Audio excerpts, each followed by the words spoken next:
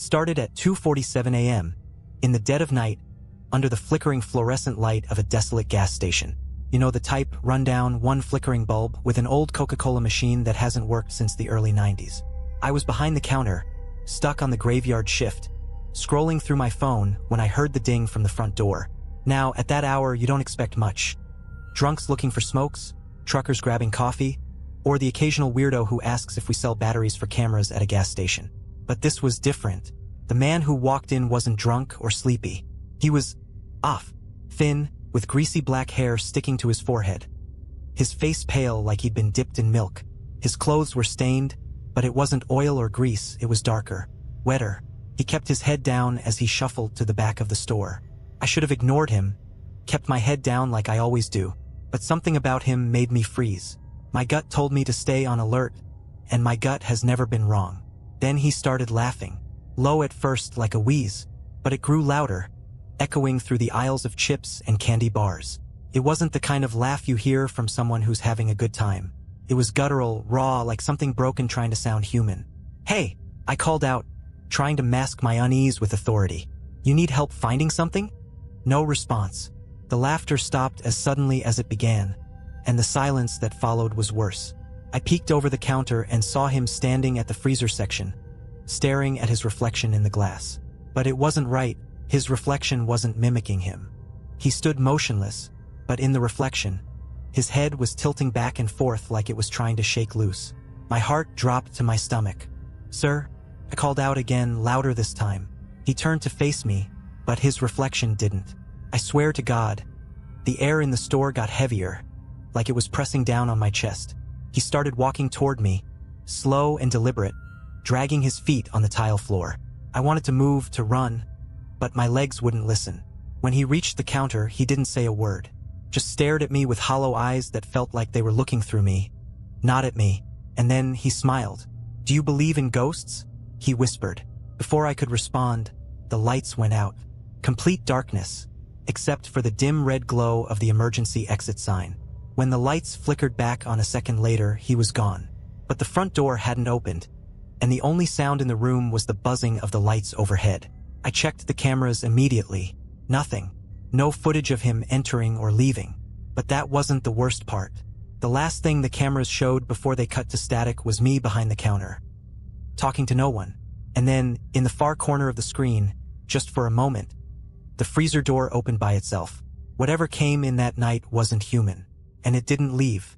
Not entirely. After that night, I started noticing changes. It wasn't immediate, but subtle, like shadows shifting when they shouldn't, or the air getting colder in certain corners of the gas station.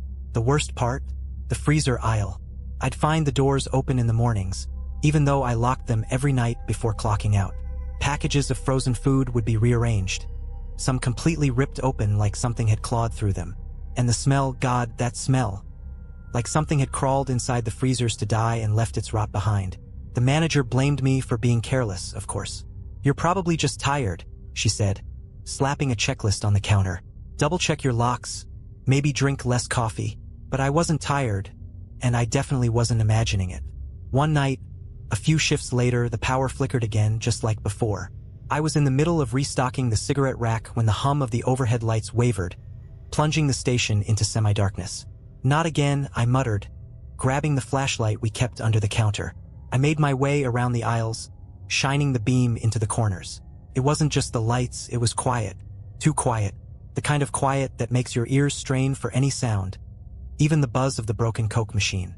Then I heard it, a faint tapping like fingernails against glass. I followed the sound, flashlight trembling in my grip. It led me, of course, to the freezer aisle. The door to one of the units was ajar, the faint blue light spilling onto the tiled floor. "Hello!" My voice wavered, barely above a whisper. The tapping stopped. I stepped closer, the beam of the flashlight shaking as I pointed it inside. Rows of frosted shelves lined with ice cream cartons and frozen dinners. Nothing unusual until I saw it. The reflection in the glass. It wasn't mine. It was his. Same greasy hair, same pale skin, same hollow eyes staring back at me, though I was standing several feet away. The reflection's mouth twisted into that same smile I'd seen before, and then it moved. It raised a hand and tapped the glass from the inside. I stumbled back, nearly dropping the flashlight, but when I blinked, the reflection was gone. The freezer door swung open wider, a blast of freezing air rushing past me like it was alive. That's when I heard the laugh again, faint and guttural, echoing from the back storage room. I don't know what possessed me to go back there. Maybe curiosity, maybe stupidity. Either way, I pushed through the double doors into the storage area, the flashlight barely illuminating the cluttered shelves. "Who's there?" I called out. The laugh stopped, replaced by a low whisper that seemed to come from everywhere at once. "You shouldn't be here," it hissed. I froze, every hair on my body standing on end. Then, out of the corner of my eye, I saw movement.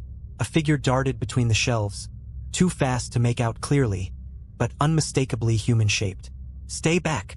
I shouted, brandishing the flashlight like a weapon. The shelves began to rattle, boxes falling to the floor. The air grew colder, frost forming on the metal surfaces around me. Then, out of the darkness, a hand shot out and grabbed my arm. It was icy, skeletal, the grip impossibly strong. I screamed, pulling back with all my strength, and the hand released me. When I swung the flashlight toward where the figure had been, there was nothing. Just the empty aisle, the frost already melting into puddles on the floor. But the whisper came again, louder this time. "You're not alone." I bolted back to the front of the store, locking the storage room doors behind me. The rest of the night passed in a haze of adrenaline and dread, every creak of the building making me jump. By the time the sun came up and my shift ended, I couldn't get out of there fast enough. But as I stepped outside, I noticed something. The reflection in the glass door of the gas station. It wasn't just mine. He was there, standing behind me, smiling.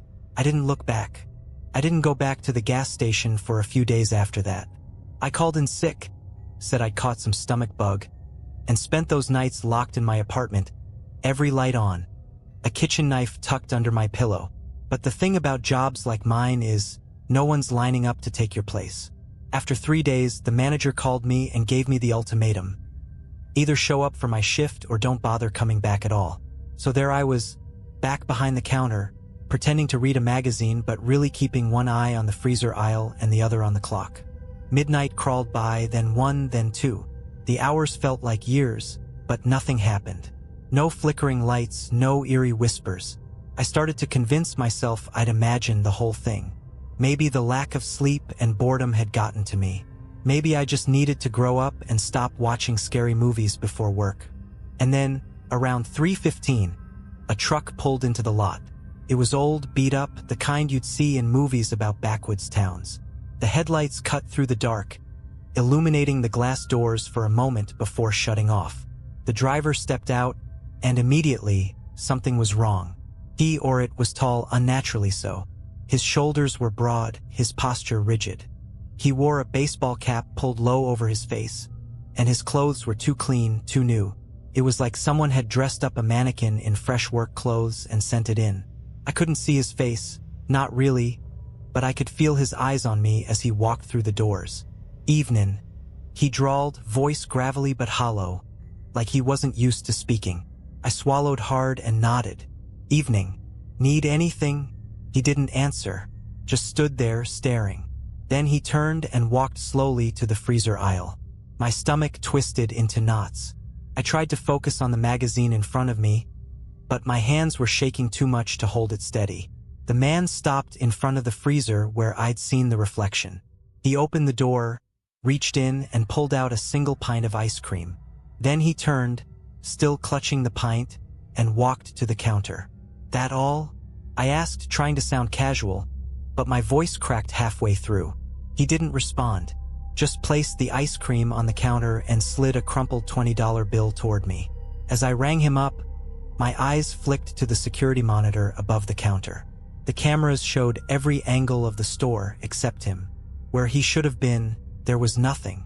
Not an empty aisle, not a blur of movement, just nothing. "Here's your change," I said, my voice barely audible as I handed him the bills. He didn't take them. Instead, he leaned in close, his face still obscured by the cap. "They're coming," he whispered, the words laced with something that felt like static electricity.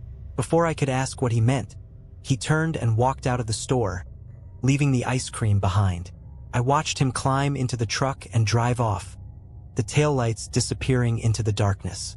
The air in the gas station felt heavy again, like it had the night the lights first flickered. Then I heard it, a low, guttural sound, like breathing, coming from the freezer aisle.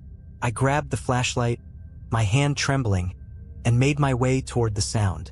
The freezer door was open, frost spilling out onto the floor. The ice cream he'd taken was gone, but in its place was something else. A small, folded piece of paper, damp from the cold. I picked it up with shaking hands and unfolded it. One word was scrawled on it in jagged, uneven letters. Run. The lights went out, and this time they didn't come back on. The darkness was absolute. No flickers, no emergency lights, nothing but the oppressive black pressing down on me. My flashlight barely worked, the beam weak and sputtering like it was on its last legs. Somewhere in the dark, something moved. It wasn't footsteps exactly, more like a shuffling, a dragging sound, as if something heavy was being pulled across the floor. I wanted to run, to scream, but my legs felt bolted to the ground. My breath came in shallow gasps, loud enough that whatever was out there could probably hear me. Then that laugh, low, guttural, and coming from everywhere at once. I swung the flashlight toward the sound, the beam cutting through the dark like a fragile thread. It landed on the freezer aisle, and that's when I saw them. Not just one, but several. Figures, tall and unnaturally thin, their bodies pale and glistening like wet porcelain. They stood in the open freezer doors, motionless, their faces obscured by the foggy glass. But their eyes, oh God, their eyes, pierced through the frost, glowing faintly, like embers in a dying fire. They didn't move, not at first. They just watched me, heads tilted at odd angles, as if trying to understand what I was. I backed away, the flashlight trembling in my grip. The dragging sound grew louder, closer, as if it were circling me. Then one of them stepped forward, out of the freezer, into the aisle. Its movements were jerky, like a puppet on frayed strings. It raised an arm, long and bony, and pointed at me. Leave, it whispered, its voice layered, like multiple people speaking at once. I didn't need to be told twice. I bolted for the front door, my shoes squeaking on the tile as I ran. The figures didn't chase me, but I could feel their eyes on my back, burning holes into me as I fumbled with the lock on the glass door. The key wouldn't turn. Behind me, the dragging sound was back, louder now, accompanied by that awful laugh. Come back, the layered voices called out, mockingly. Stay with us. Finally, the lock gave way. I yanked the door open and stumbled outside, the cold night air hitting me like a slap. But I didn't stop. I ran to my car, parked under the single, flickering light in the lot. The bulb buzzed erratically as I threw myself into the driver's seat and slammed the door shut. Fumbling with the keys, I glanced back at the gas station. They were at the windows now, pressed against the glass, their faces pale and distorted, their glowing eyes locked onto me. The car roared to life, and I floored it, tires screeching as I tore out of the lot. In the rearview mirror, the gas station shrank into the distance. But even as it disappeared from view, I couldn't shake the feeling that I wasn't alone. The air in the car felt colder, and the faint sound of that laugh lingered in the back of my mind. When I finally got home, I locked every door and window, shoved furniture in front of them for good measure, and sat in the middle of the living room with every light on. I didn't sleep that night, but as dawn broke, I realized something chilling. The crumpled piece of paper from the freezer, it was in my pocket. I unfolded it again, and beneath the word run was something new, written in the same jagged handwriting. You can't escape. And from the hallway, where no one should have been, I heard the faint sound of tapping on the walls. The tapping in the hallway didn't stop. It wasn't frantic or hurried. It was slow, deliberate, like a metronome counting down to something. I sat frozen on my couch, the crumpled note still clutched in my hand. Who's there? I finally called out, my voice barely more than a whisper. No answer. The tapping continued, steady and unrelenting. I forced myself to stand, though my legs felt like jelly beneath me. Armed with nothing but the flashlight from the gas station, I'd grabbed it in my panic. I crept toward the hallway. As I moved, the tapping changed. It wasn't coming from one spot anymore. It shifted first to the left, then the right, then above me, like it was playing some twisted game of hide and seek. When I reached the hallway, I aimed the flashlight down its length. Empty. The tapping stopped. For a moment, there was only silence, thick and suffocating. Then, out of the corner of my eye, I saw movement. A shadow darting across the wall impossibly fast. I whipped the flashlight toward it, but there was nothing there. A laugh echoed through the hallway, faint but unmistakable. It was inside my house. I stumbled back, gripping the flashlight like it could somehow save me. That's when I noticed something written on the wall at the end of the hallway. In black, dripping letters, "You brought US here." The flashlight flickered, and for a moment, the hallway was plunged into darkness. When the beam steadied again, the writing was gone. That's when I realized I wasn't alone. From behind me came the faintest sound of breathing, shallow and raspy, like someone or something was standing right there. I spun around, but the flashlight's beam revealed only the empty living room. "Leave me alone," I shouted, my voice cracking.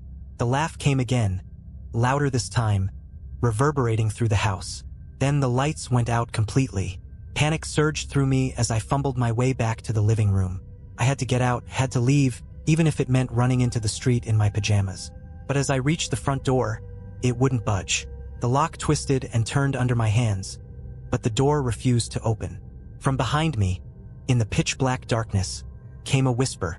"You invited us in." I whipped around, but the room was still empty, or so it seemed. Suddenly, the flashlight slipped from my grasp, clattering to the floor and spinning wildly. The beam illuminated the walls, the ceiling, the corners of the room, and that's when I saw them. Figures pale and tall, their glowing eyes fixed on me. They stood in every corner, their bodies distorted like reflections in funhouse mirrors. As the flashlight spun, their heads snapped toward me, one by one, their necks twisting unnaturally. I backed against the door, my chest heaving, my mind racing. "What do you want from me?" I shouted. The figures didn't answer. Instead, they began to move, their limbs jerking and bending as they crept closer. I sank to the floor, pressing myself against the door, waiting for the end. But just as they reached me, the flashlight flickered and died. Darkness swallowed the room, and with it came silence. For what felt like an eternity, I sat there, too terrified to move, to breathe. When the first rays of sunlight broke through the windows, I opened my eyes. The figures were gone. The note was gone. Everything looked normal, as if nothing had happened. But the faint tapping sound? It never left. It follows me everywhere now, no matter where I go. And at night, when the lights are off and the house is quiet, I hear the whisper again. "You can't escape us." Days passed, but the terror clung to me like a second skin. The tapping never stopped. It followed me to work, to the grocery store, even to my car. Sometimes it was faint, like raindrops on glass. Other times it was loud enough to drown out my thoughts. I tried to ignore it, to convince myself it wasn't real. But late at night, when the world was silent, the whispers would return. They were getting bolder. "You shouldn't have looked," they said one night, the words slithering into my ears like ice water. "Now you see us everywhere." It wasn't just the voices. Shadows that didn't belong began appearing in my peripheral vision. Dark, lanky figures that darted out of sight the moment I turned my head. I stopped sleeping. I stopped eating. My friends stopped calling. I was unraveling, and I knew it. One evening, desperate for answers, I made the stupidest decision of my life. I went back to the gas station. It looked exactly the same as it had the night everything started. The same flickering bulb, the same cracked asphalt in the parking lot. But as I stepped inside, I noticed something different. The air felt charged like the static before a storm. And it was empty. No cashier. No hum of refrigerators. Just rows of aisles and an eerie silence. I almost turned around and left, but something compelled me to stay. It was like an invisible hand was guiding me toward the freezer aisle. The freezer door was open, frost spilling onto the floor, and on the fogged-up glass, words were scrawled in long, jagged letters. "Come closer." I should have run. I should have screamed, but I didn't. Instead, I stepped forward, heart pounding, my breath fogging up the cold air. Inside the freezer, there was something new. A stack of VHS tapes, each one labeled with a date. The first tape was marked with the date of my first shift at the gas station. With trembling hands, I picked it up and carried it to the counter, where an ancient TV and VCR sat collecting dust. The tape slid in with a mechanical click, and the screen lit up with grainy black and white footage. It showed me, standing behind the counter, scrolling through my phone. Nothing unusual. But then the screen flickered, and the timestamp jumped forward. The lights were flickering, just like they had that first night, and the door dinged as the pale man walked in. I watched as he shuffled to the freezer, his reflection once again moving out of sync. But then the tape showed something I hadn't seen before. As I was busy watching him, another figure emerged from the shadows behind me. It was tall and pale, its face distorted, its glowing eyes fixed on the back of my head. It leaned in close, so close I could almost feel its breath on my neck. And then it whispered something, though the audio was too faint to hear. The tape ended abruptly, the screen going black. I ejected the tape and grabbed another, this one marked with last night's date. I didn't want to watch it, but I couldn't stop myself. The footage showed my apartment, even though I didn't have cameras. It was from the perspective of the hallway, staring into my bedroom where I lay sleeping. And standing over my bed were them, the tall, distorted figures, their glowing eyes locked on my sleeping form. One of them reached out, its bony fingers brushing my cheek. Then the screen cut to black, and a new message appeared, written in stark white letters. You let us in. The TV shut off with a loud pop, and the lights in the gas station flickered violently. I turned to run, but the freezer aisle was no longer empty. They were there, dozens of them, their heads tilted, their glowing eyes burning into me. You can't leave, they said in unison, their voices a chorus of whispers. You're one of us now. I stumbled backward, tripping over a display rack. When I looked up, they were gone, but the whispers remained. And as I drove home that night, the tapping sound came from inside my car. On the rearview mirror, fogging up the glass, was another message. Welcome home. I didn't go home that night. Couldn't. The thought of stepping back into that apartment, knowing they'd been there, standing over my bed, touching my face, it was too much. Instead, I drove aimlessly through the empty streets, the tapping sound growing louder and more erratic, as if the very air inside the car was alive. Eventually, I found myself at a cheap motel on the outskirts of town. The kind of place with flickering neon signs and rooms that smelled like mildew and regret. It didn't matter. I just needed somewhere to think.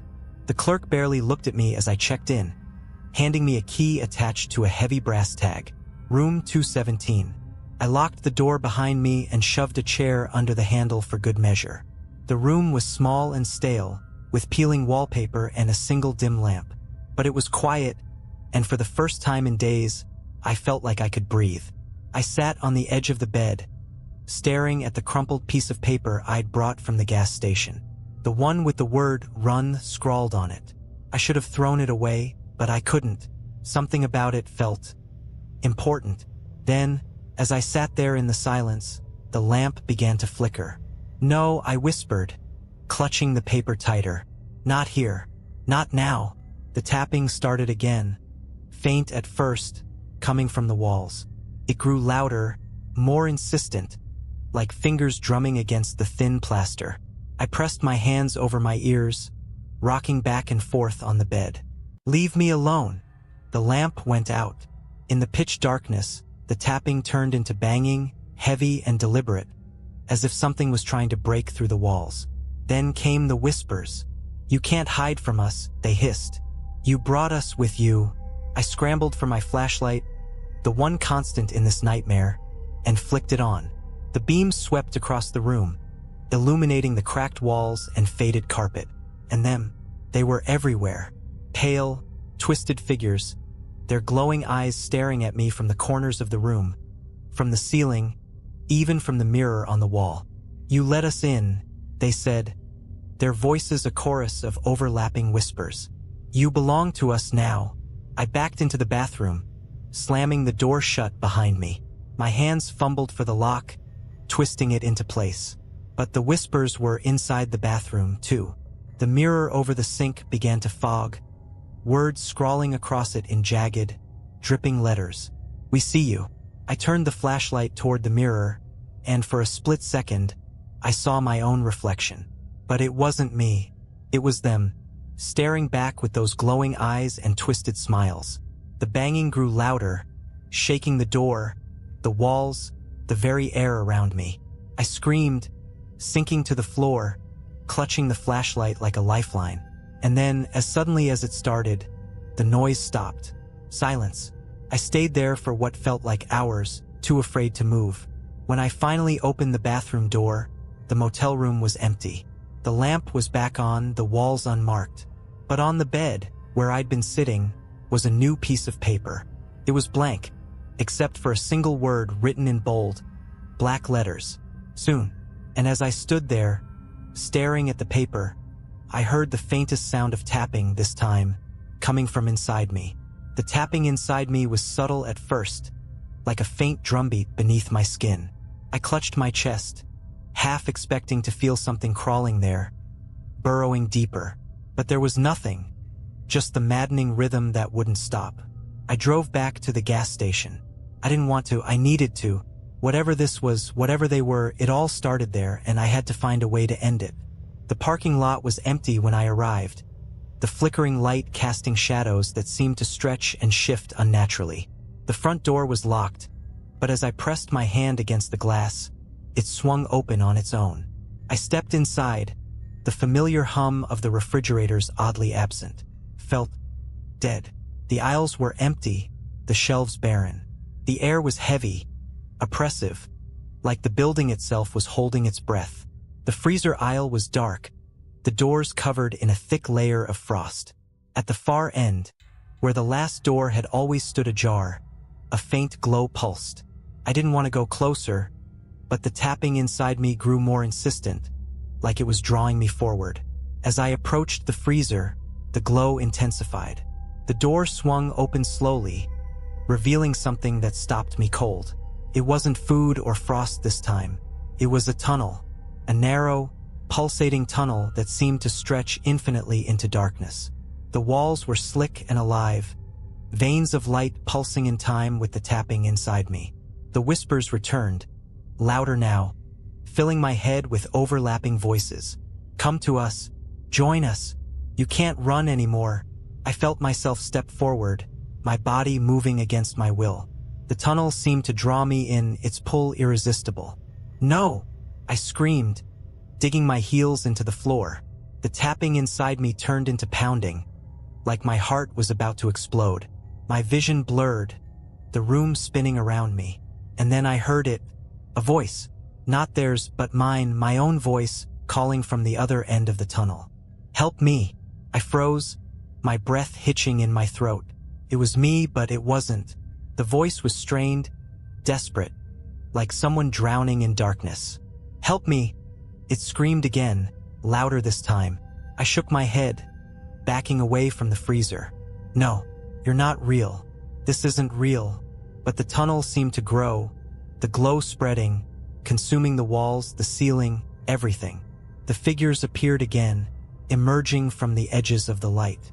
Dozens of them, their bodies writhing and shifting, their glowing eyes fixed on me.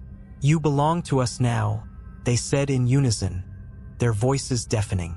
The tapping inside me became unbearable, each beat sending a jolt of pain through my chest.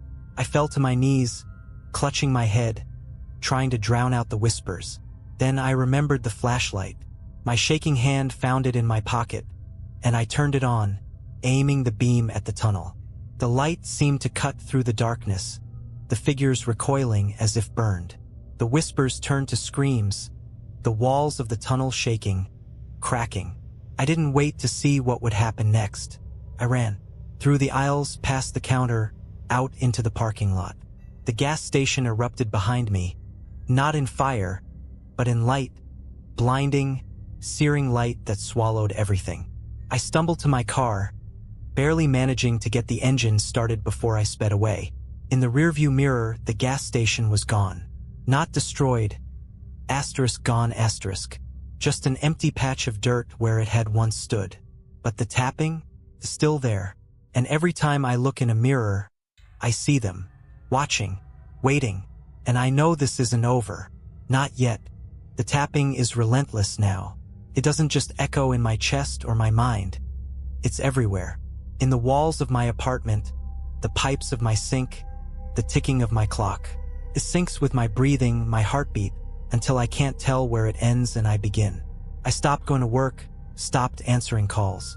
What's the point? They're with me wherever I go. The mirrors are the worst. Every time I glance at one, there they are, just standing in the background, their eyes glowing faintly, their distorted faces frozen in those awful smiles. I tried covering them up, smashing them, but it didn't matter. They'd appear in the black screens of my TV, the reflection in my coffee cup, the glint of the metal sink. Tonight, the whispers started again. "We're almost ready," they said, the words rattling in my head like broken glass. "It's time." I don't know what they mean, but I can feel it. Something is building, something bigger than the tapping, bigger than the whispers. I'm sitting on the floor now, flashlight in hand, every light in the apartment blazing, but it doesn't help. The shadows are alive, stretching toward me no matter where I go. The paper from the gas station lies crumpled at my feet, but it's not blank anymore. More words have appeared, jagged and black. You can't fight it. The lights flicker, and for a moment, everything is plunged into darkness. When they come back, I'm not alone. They're here. Not just in the mirrors or the shadows, they're in the room with me. I can see them, pale and twisted, their glowing eyes fixed on me. They surround me, closing in, their voices a deafening chorus of whispers. "Let us in," they say. It's the only way. I raise the flashlight, but it's useless now. The beam barely cuts through the darkness, and they don't recoil. One of them steps forward, its face inches from mine. Its mouth doesn't move, but I hear its voice in my head, clear and cold. It's time to stop running. I scream, swinging the flashlight wildly, but it passes through the figure like smoke. The tapping inside me grows louder, unbearable, and I collapse to the floor. Then the glow starts. It begins in my chest, faint at first, but quickly spreading. My skin feels like it's burning, but I can't move, can't fight it. The figures watch, their glowing eyes unblinking. "You are one of us now," they say in unison. The glow consumes me, and the room dissolves into blinding white light. When I wake up, I'm standing in a place I don't recognize.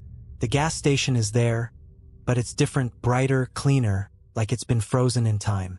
I step inside, and the shelves are fully stocked, the lights humming softly. Behind the counter, a new cashier stands, scrolling through their phone. I try to speak to warn them, but no sound comes out. Then I see my reflection in the glass door. It's not me, it's them. And now I understand. The tapping wasn't inside me, it was me. And as the new cashier looks up, their eyes wide with fear, I smile. The same smile that haunted me for so long. And I whisper, "Do you believe in ghosts?" The realization hits like a thunderclap. I've become one of them. The flickering lights, the whispers, the figures in the dark. It was all leading to this. I am no longer the haunted but the haunter, bound to this place, this endless loop of dread. The new cashier stares at me, their face pale, their hands trembling as they clutch a flashlight. The same flashlight I once held. They don't run. Not yet. I remember that feeling. The disbelief, the paralysis. How it lures you in, makes you second-guess what's real. I step closer, slow and deliberate, letting the eerie rhythm of the tapping echo in the quiet. It's not just in me anymore. It reverberates through the very walls of the gas station, a heartbeat of fear. "Do you believe in ghosts?" I whisper again, my voice layered with the same static distortion I once heard. The cashier stumbles backward, knocking over a display of chips. The fluorescent lights flicker, the shadows around the aisles shifting and stretching unnaturally. I can see it now, the loop unfolding just as it had for me. They'll deny it, fight it, run from it. But it's useless. The gas station won't let them go. It didn't let me go. The tapping grows louder, the whispers filling the air. We are here. We are waiting. I feel a pull, something deep and instinctual. It's like a script burned into my existence, compelling me to move, to act. The freezer aisle. I glide toward it, my movements no longer my own. The door swings open with a soft hiss, and there it is. The tunnel pulsing and alive, veins of light writhing like serpents. The cashier hesitates, flashlight trembling in their grip. What is that? They stammer, their voice barely audible over the cacophony of whispers. I don't answer. I don't need to. The tunnel calls to them just as it called to me. They step forward, drawn by an invisible force. No! I want to shout. Don't do it. Run while you can. But the words never come. Instead, I watch as they're pulled closer, their flashlight dropping to the floor, the beam spinning wildly. The freezer doors begin to frost over, the glass cracking under the pressure of the cold. Then they're gone, swallowed by the tunnel. And just like that, the whispers stop. The gas station falls silent, the air heavy with anticipation. I turn, looking at the empty aisles, the flickering lights, the smudged glass of the door. It all feels so familiar, like the shadow of a memory I can't quite grasp. Then I see them, in the reflection of the glass, standing behind me. Not just one, but many. The others. The ones who came before me. Their glowing eyes meet mine, and for the first time, I understand what they were trying to tell me all along. This isn't just a gas station. It's a trap. A place where the lost and the broken are drawn, consumed, and remade. And now I'm part of it. The tapping starts again. Faint at first, but growing louder, stronger, as if the station itself is alive. A car pulls into the lot, its headlights cutting through the night. The door chimes. A new face enters, wide-eyed and curious. I feel the smile stretch across my face, the script playing out once more. Welcome, I say, my voice laced with static, and the loop begins again. The new visitor is young, barely more than a kid, with a backpack slung over one shoulder and earbuds dangling around his neck. He steps inside, squinting under the flickering light. His footsteps echo in the stillness, the sound bouncing off the cracked tiles and empty shelves. Hello, he calls out, his voice uncertain, as though he's already sensing something is wrong. I watch him from the shadows, the urge to step forward nearly overwhelming. It's like a script has been programmed into my very existence. Words I don't want to say, movements I don't want to make. Do you need help? I ask, my voice carrying that distorted, otherworldly tone. He turns, startled, his eyes locking onto me. For a moment, he looks relieved to see another person. But that relief fades as he takes in my pale face, my glowing eyes, my too perfect smile. I think I'm lost, he says, backing toward the door. The door won't open. It never does. His hands fumble with the handle, pulling and pushing, panic setting in. The whispers begin, faint and insidious, curling around the room like smoke. Stay with us. He freezes, his head whipping around, trying to pinpoint the source of the voices. What the hell is this? He yells, his voice cracking. I want to warn him, to tell him to fight, but it's no use. The gas station has him now, just as it had me. The tapping begins. Soft at first, like raindrops against glass. Then louder, more insistent, coming from every direction. He clutches his head, his breathing ragged. What's happening? The lights flicker violently, plunging the room into darkness for a heartbeat before flaring back to life. When they do, the freezer aisle is glowing, the frost-covered doors swinging open as if inviting him in. Don't go, I try to say, but my mouth doesn't move. The whispers grow louder, overlapping, forming words that wrap around him like chains. Come closer. See what waits for you. He stumbles toward the aisle, drawn like a moth to a flame. The glow from the tunnel is brighter than ever, pulsating like a heartbeat, the veins of light writhing in anticipation. He stops in front of it, peering into its depths. What is this? The whispers answer for me. Home. He reaches out, his fingers trembling as they hover over the edge of the tunnel. No! I want to scream, but I can't. I'm trapped, forced to watch as the loop tightens around him. He steps inside. The glow consumes him, and for a moment, the gas station is silent. Then the light fades and he's gone. But something is different this time. The whispers don't stop. The tapping doesn't fade. The freezer aisle begins to frost over again, the glass cracking, splintering. And then, from deep within the tunnel, a new sound emerges. A growl, low and guttural, like the rumble of a distant storm. The glow returns, but it's not inviting this time. It's dark and twisted, the veins of light now pulsing black. The tunnel begins to expand, the walls of the freezer aisle crumbling away as the darkness spreads. The whispers turn into screams, and the tapping grows deafening, like 1,000 fists pounding against the walls. I can feel it. Something is coming. Something worse. The door to the gas station shatters, and the figures appear again, their glowing eyes wide with terror. They're not here to torment me. They're running. From the tunnel. From whatever is crawling out of it. And for the first time, I understand the truth. The gas station isn't just a trap. It's a door. And now that door is wide open. The darkness pouring from the tunnel wasn't just a presence. It was alive. It slithered and writhed, consuming the freezer aisle, the shelves, the walls, spreading like ink through water. The whispers had become screams, desperate and primal, as if the gas station itself was begging for mercy. And then it emerged. A shape began to take form, vast and incomprehensible. Its body was a writhing mass of limbs and eyes, each one moving independently, scanning, searching. Its mouth, if you could call it that, was a gaping void, rows of jagged teeth spiraling endlessly into nothingness. I wanted to run, to hide, but my legs refused to move. The figures, the ones who had haunted me for so long, were no longer in control. They scattered, their glowing eyes filled with terror as they fled toward the shattered door. But it was too late. The creature reached out, its limbs impossibly long, snatching them one by one. Their screams echoed through the gas station as they were dragged back into the tunnel, into the darkness. I should have felt relief seeing them destroyed, but instead, I felt something worse. Despair. Because I knew it wasn't stopping with them. It turned its gaze on me, hundreds of eyes locking onto my frozen form. "You opened the door," it growled, its voice a cacophony of thunder and agony. "Now you must pay the price." The tapping inside me stopped. The whispers went silent.